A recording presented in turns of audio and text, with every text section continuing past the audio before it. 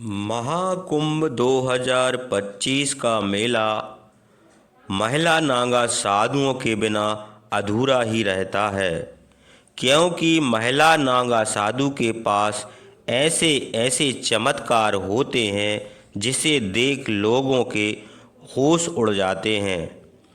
आपने पुरुष नागा के बारे में तो कई बातें सुनी होंगी, पर महिला नागा साधु की बात करने से भी लोग घबराते हैं, क्योंकि यह महिला नागा अपने चमत्कार को गुप्त रखती हैं और सिर्फ ईश्वर से संपर्क साधने के लिए ही उनका इस्तेमाल करती हैं। इसलिए लोग महिला नागा के बारे में कुछ नहीं जानते, सिवाय इसके कि वह नागा है। पर आज हम इस वीडियो में आपको ऐसी ऐसी बातें बताने वाले हैं जिसे सुनकर आपके होश उड़ जाएंगे, जिसमें महिला को नागा साधु बनाते वक्त उसके शरीर के एक ऐसे हिस्से को निष्क्रिय कर दिया जाता है जो शरीर में वासना जगाता है। पर यह प्रक्रिया सुनकर आपके रोंगटे खड़े हो जाएंगे। आखिर एक आम महिला को महिला नागा साधु कैसे बनाया जाता है? आज की यह वीडियो देखकर आपको सब पता चल जाएगा। पर उससे पहले अगर आप भी भगवान को मानते हैं तो वीडियो को लाइक कर दें। आइए आगे बढ़ते हैं। महिला नागा साधु कौन होती हैं? होती भी हैं या सिर्फ किताबों और कहानियों में मिलती हैं? क्या सिर्फ पुरुष ही नागा साधु बन सकते हैं? देखिए, इसका जवाब तो मैं आपको अभी बता देता हूं कि महिला नागा साधु होती हैं। अब आपके मन में सवाल उठ रहे होंगे कि क्या महिला नागा साधु भी पुरुषों की तरह बिना कपड़ों के हर पल रहती हैं? और नागा साधु बनने के लिए महिलाओं को अपने जिस्म का कौन सा पार्ट त्यागना पड़ता है? लंबे लंबे बाल, भभूत से लिपटा नंगा बदन, हर पल नशे में डूबी रहना, क्या यही पहचान है एक महिला नागा साधु की? कैसी है इनकी रहस्यमयी दुनिया? सभी जानते हैं कि नागा साधु वो होते हैं जिनके काफ़ी बड़े बड़े बाल होते हैं और वह निर्वस्त्र यानी बिना कपड़ों के रहते हैं और उनके शरीर पर हर तरफ भस्म लगी रहती है। लेकिन नागा साधु के बारे में इतने सारे गुण हैं जिनके बारे में बहुत कम लोग जानते हैं। सबसे पहले आपको बताते हैं नागा साधु और साधुओं से अलग कैसे होते हैं। नागा साधु कई मायनों में दूसरे साधुओं से अलग होते हैं। सामान्य साधु आपको कहीं भी दिख जाते हैं और उनका रहन सहन का तरीका भी नागा साधुओं से काफ़ी अलग होता है। नागा साधु हर तरीके से इस दुनिया से दूर रहकर तपस्या करते हैं और अलग ही लाइफ जीते हैं। कोई भी बेहद कठिन परीक्षा और लंबी प्रक्रिया के बाद नागा साधु बनता है।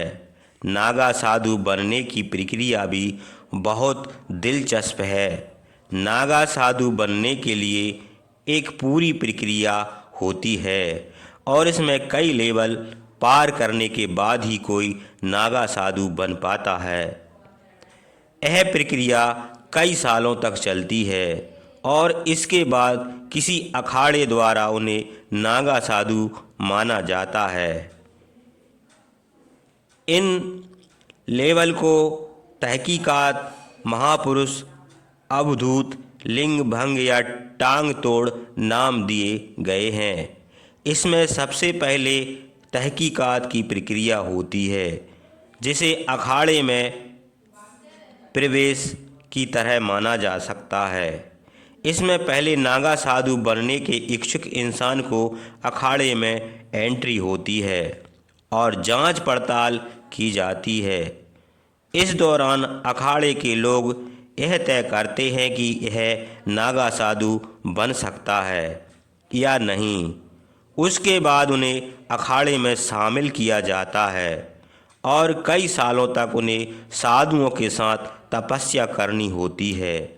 कई साल तक तपस्या करने के बाद जब वह नागा साधु बनने के लिए तैयार होते हैं तो उसके बाद उनकी कई स्तर पर परीक्षा होती है। इस दौरान उनके तप त्याग की जांच की जाती है। पहले की प्रक्रिया ब्रह्मचार्य होती है। इसके बाद उन्हें महापुरुष बनाया जाता है। इस प्रक्रिया में उन्हें रुद्राक्ष दिए जाते हैं जो अक्सर नागा बाबा के शरीर पर दिखाई देते हैं। इसके बाद अवधूत प्रोसेस से गुजरना पड़ता है जिसमें उन्हें बाल कटवाने पड़ते हैं, मतलब मुंडन होता है और खुद का ही पिंडदान करना पड़ता है। ऐसे में वह अपने परिवार और संसार के लिए मृत हो जाते हैं।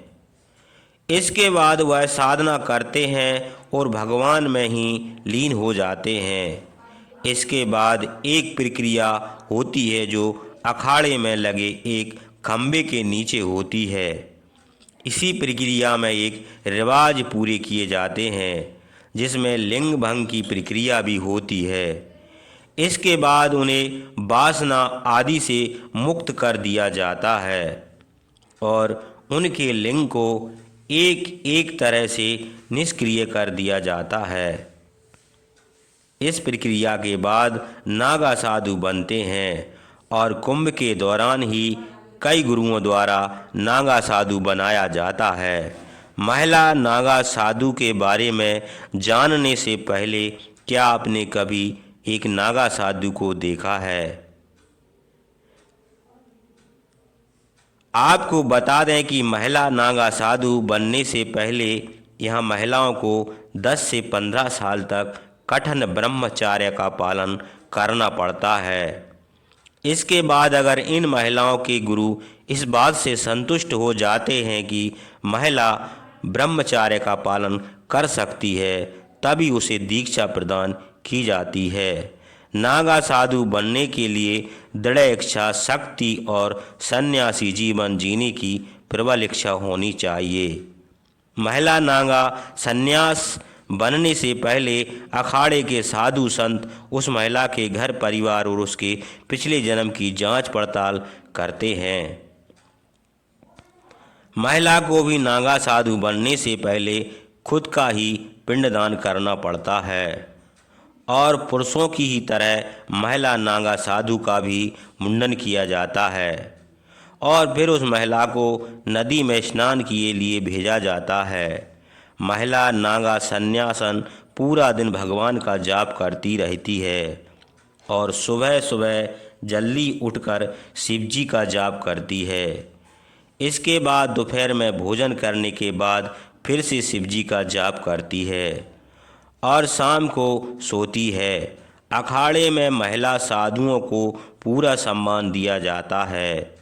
जब महिला नागा सन्यासी पूरी तरह से बन जाती है तो अखाड़े के सभी साधु संत उस महिला को माता कहकर बुलाते हैं। साथ ही सन्यासी बनने से पहले महिला को यह साबित करना होता है कि उसका अपने परिवार और समाज से कोई मोह नहीं है। इस बात की संतुष्टि करने के बाद आचार्य महिला की दीक्षा देते हैं।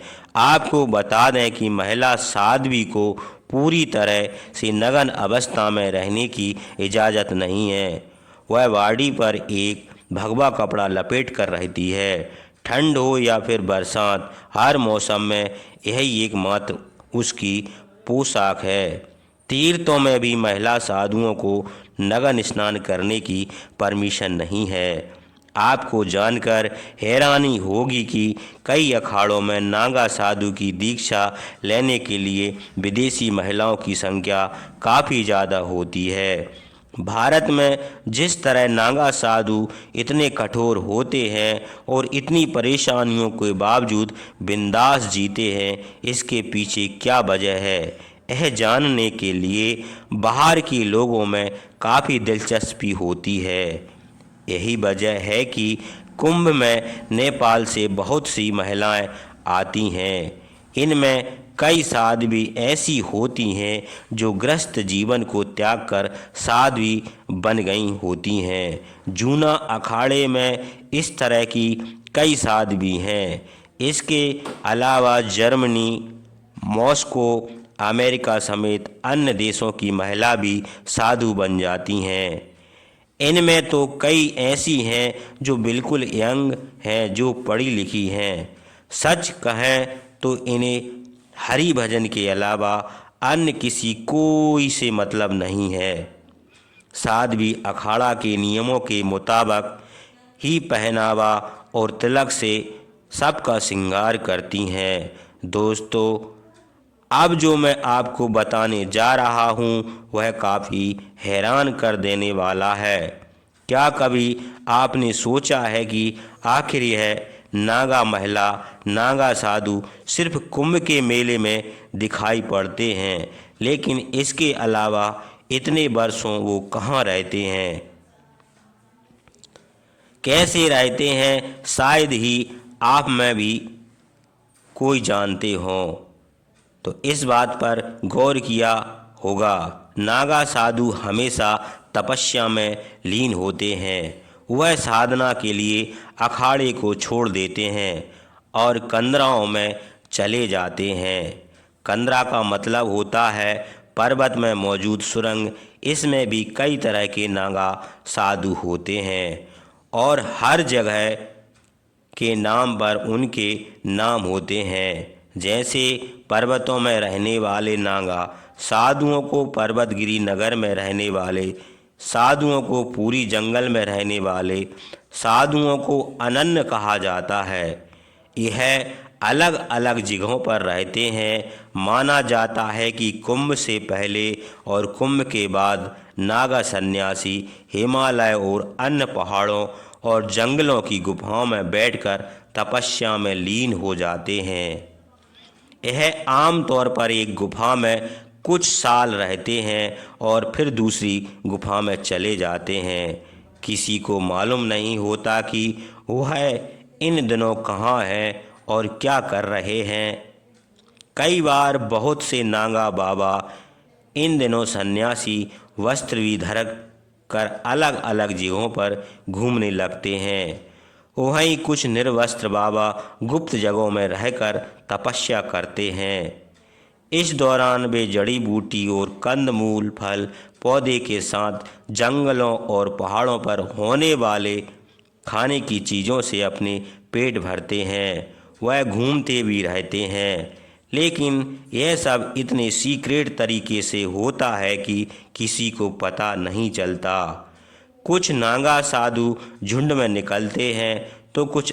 कई बार यह जिस तरफ गुफाओं में बैठते हैं, कई दिनों तक भूखे प्यासे भी बैठे रह जाते हैं। अब आप सोच रहे होंगे कि जब यह नागा साधु अपनी पहचान छुपाकर इधर उधर भ्रमण करते हैं तो फिर यह करिश्माई तरीके से कुंभ में कैसे नजर आते हैं। कौन देता है इन्हें इस बात की जानकारी। दोस्तों, यही तो राज है। दरअसल हर अखाड़े में एक कोतवाल होता है। जब दीक्षा पूरी होने के बाद नागा साधु अखाड़ा छोड़ साधना करने जंगल या पहाड़ों में चले जाते हैं तो यह कोतवाल नागा साधुओं और अखाड़ों के बीच की कड़ी का काम करता है। जब कभी कुंभ और अर्ध कुंभ जैसे महापर्व होते हैं तो यह नागा साधु कोतवाल की सूचना पर वहां रहस्यमय तरीके से पहुंच जाते हैं। हालांकि यह किसी को नहीं मालूम कि उन्हें कैसे यह सूचना मिलती है कि कुंभ कहाँ हो रहा है और कब हो रहा है, लेकिन वह जहाँ कहीं भी होते हैं वो आ जाते हैं। कुछ लोगों का यह भी मानना है कि उनके पास कुछ ऐसी रहस्यमय विद्या या ताकत होती है जिससे वह अपने साथियों द्वारा भेजे गए संदेश को समझ जाते हैं।